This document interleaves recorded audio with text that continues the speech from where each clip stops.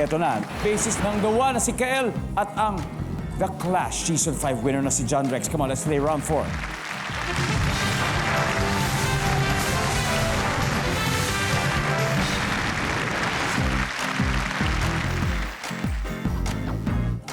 Okay, top 4 answers are on the board. Good luck. Kailan ka nagsasabi ng, excuse me po, Kael, Kapag uutot.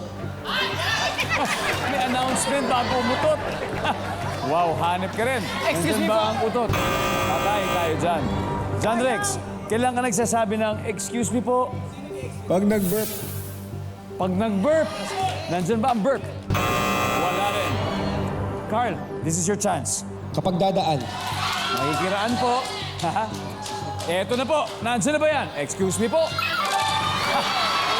Carl, ano, game na to? Play! Let's go. Let's play the final round. The ones, baka ito na yung Japs. Kailan ka nagsasabi ng excuse me po? Kapag? Kapag may sasabihin, Kapag may sasabihin. Pag may gusto sabihin.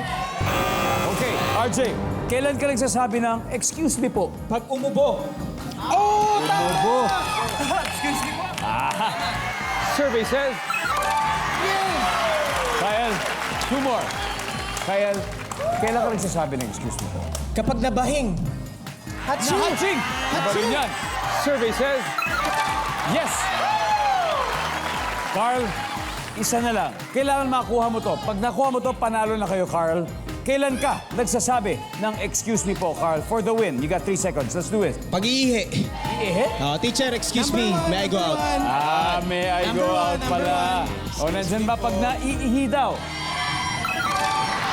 Goal! Ang ating final score, the ones, 297. Harmony Squad, 293 by 4 points. Oh my goodness.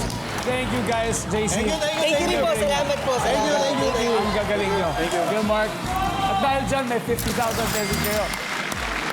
Thank you! Family viewers! Thank you. Congratulations, the ones. Congratulations. Grabe. Hanip yun. Now, meron na kayong 100,000 pesos. Sino maglalaro sa Fast Money? This time naman, kung last time ay si Japs at si Kael, ngayon naman ako at si RJ. Alright. RJ and Carl, makuha kaya nila yung additional 100,000 pesos.